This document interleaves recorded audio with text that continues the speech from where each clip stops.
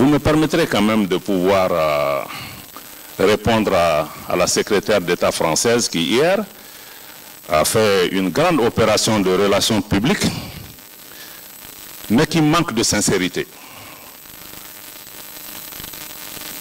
C'était politiquement correct à entendre, mais c'est très loin de la réalité. Je vais vous dire pourquoi. D'abord, je pense qu'elle a indiqué hier que le régime à Bamako se bat pour sa survie. Je crois qu'un régime qui a une telle assise populaire n'a pas à s'inquiéter pour sa survie. La survie pour laquelle le Mali se bat, c'est la survie du Mali en tant qu'État. En tant qu'État. Et la survie de l'État malien a été menacée parce que la France, à la tête d'une coalition internationale, est intervenue en Libye pour une opération. Jusqu'à aujourd'hui, on ne connaît pas quel était l'objectif recherché. Qu'est-ce qui a été fait pour gérer le service après-vente, éviter qu'une opération étrangère ne finisse par une déstabilisation de l'ensemble de la région. Les Africains s'étaient levés à l'époque pour s'opposer à cette intervention. Aujourd'hui, c'est la cause principale. Ma soeur de Libye est là, ils sont encore en train de se battre entre Libyens pour fixer le problème chez eux. Mais aujourd'hui, l'intervention en Libye est la cause de la déstabilisation de toute l'Afrique. Hier, nos chefs d'État ont parlé, ce n'est pas seulement le Mali, c'est tout le Sahel, c'est l'Est de la RDC, jusqu'au Mozambique.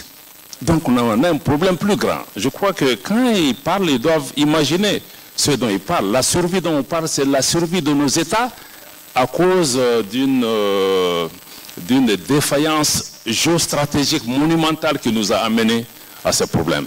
Et que jusqu'à aujourd'hui, personne n'assume la responsabilité. Est-ce qu'ils sont venus pour empêcher que la faillite de Bamako? Oui, nous le reconnaissons. Mais vous venez faire le pompier après avoir allumé le feu. Je suis reconnaissant pour les morts français au niveau du Mali. Elle a parlé hier de 50, mais le Mali ne compte même pas ses morts, civils ou militaires. On ne compte pas.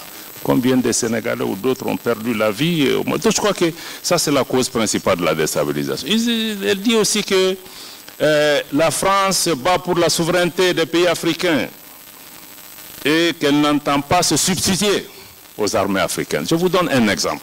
D'abord, la France se substitue aux armées africaines parce que quand la France est venue pour aider le Mali à libérer notre territoire en 2013, il y a 3 grandes régions dans le nord du Mali. On a libéré ensemble Gao, on a libéré ensemble Tombouctou, Kidal qui est la 3e région dans le nord du Mali.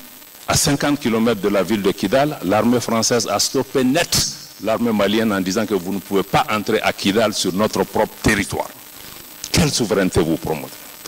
Aujourd'hui, 10 ans après, l'armée malienne et l'État malien n'est pas présent à Kidal.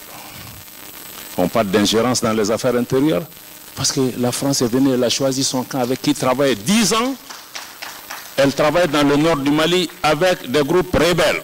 Elle a choisi ses amis dans le pays. Ce n'est pas normal. Je crois que ce n'est pas comme ça. Si on vient, on aide dans le partenariat, dans la sincérité, on ne s'ingère pas dans les affaires des gens. On considère que le peuple malien est notre ami et non une partie des Maliens. Je crois que ça, c'est la cause par rapport à ces questions.